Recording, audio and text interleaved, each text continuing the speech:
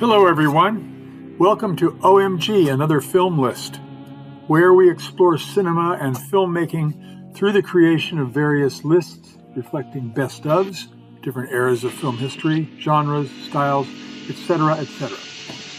This is the premiere episode for this channel. Every week I will put out 4 titles, and in this case, extend it out over the next few postings to include 20 sci-fi films, reflecting not only some of the best, but also a few movies that are normally not included in such lists, but are well worth viewing. Please like and subscribe, and most importantly, please leave a comment. I will read and respond to all.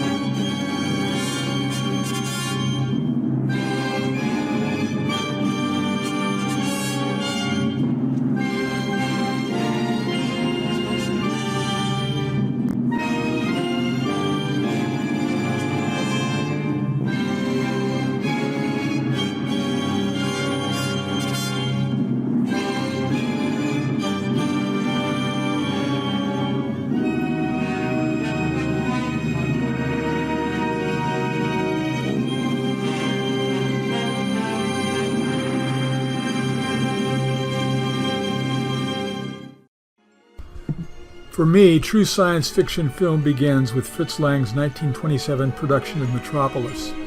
Georges Méliès's trip to the moon is at least 20 years prior to this landmark film, but it and many other science fiction and fantasy tinged shorts only hint at what is fully realized in the sweeping panorama of innovation that is Metropolis.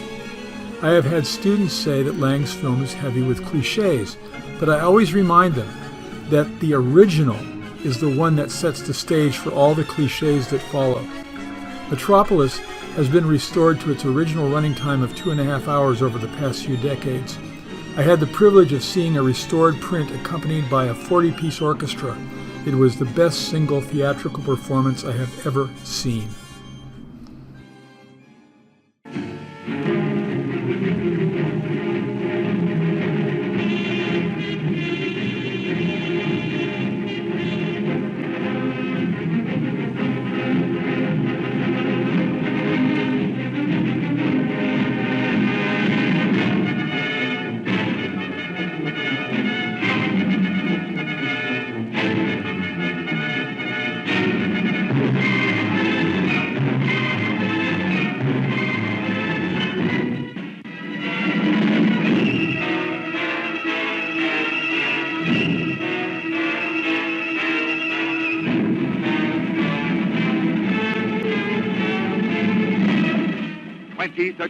AD, you are catapulted through the centuries, whirled into the great unknown, into an era of glass cities towering to the sun, and a gigantic space gun rocketing passengers to the moon.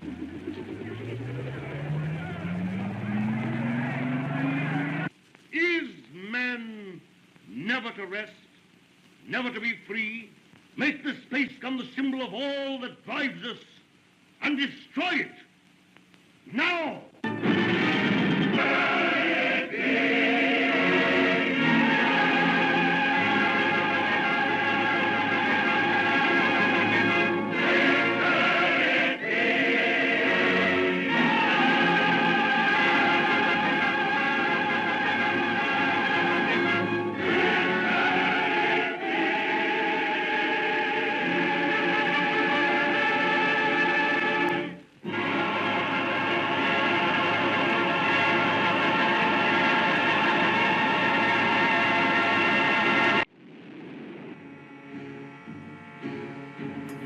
This one is often neglected by sci-fi fans. It hasn't aged as well as many of the other films on this list, but a close look will reveal the broad outlines of how we approach our visions of the future. William Cameron Menzies directed, and his primary talents as a visual designer are the main selling points for this depiction of mankind pulling itself back to an ordered civilization from the dystopia of a devastating world war. The philosophical platform from which the main characters pontificate is a bit elitist, but then what else is to be expected from those who would lead us from a world of warlords to a society envisioned by humanistic and slightly fascistic intellectuals?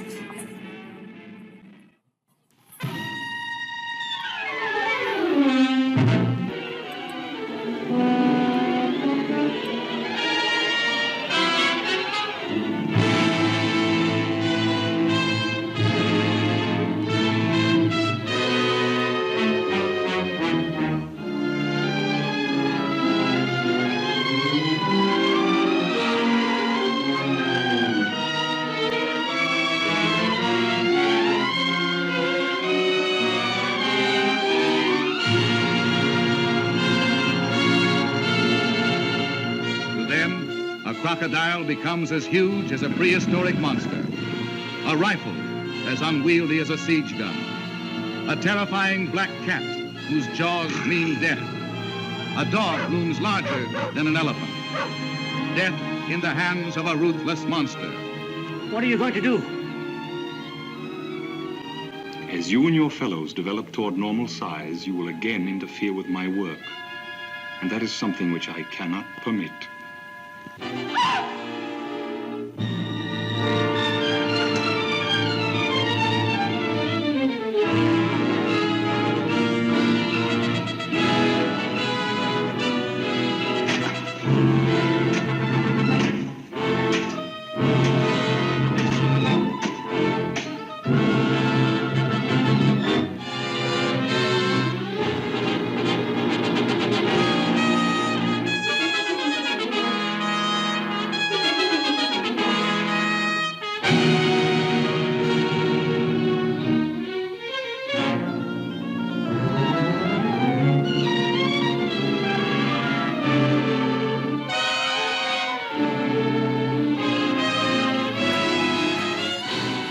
This tale of a mad scientist who envisions a world where he dominates those he can shrink to miniature size is a hoot, and one of the earliest films where the world of the commonplace is made threatening and gigantic. As a bonus, it is an early example of color cinematography used to good effect. Albert Decker, as the titular character, chews just the right amount of scenery, and the shrunken group of desperate survivors are able to find just the right amount of well-fitting rags to preserve their modesty as they run and hide from the Mad Doctor and a wide assortment of monstrous cats, dogs, and crocodiles.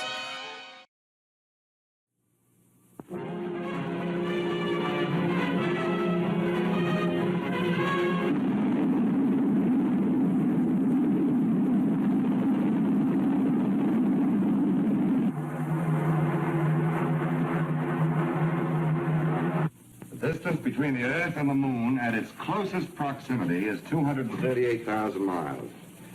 We expect to cover this distance in approximately 48 hours. X minus 5 seconds. 4, 3, 2, 1, 0.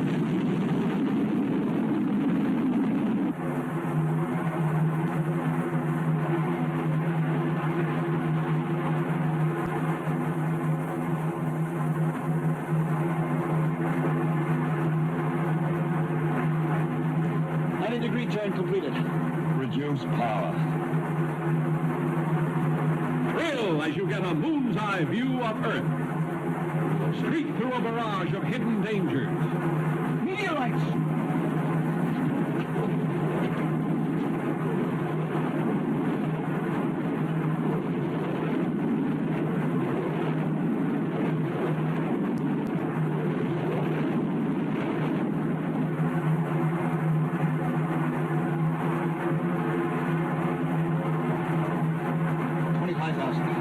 Clear the jettison tail section. You ready? Go.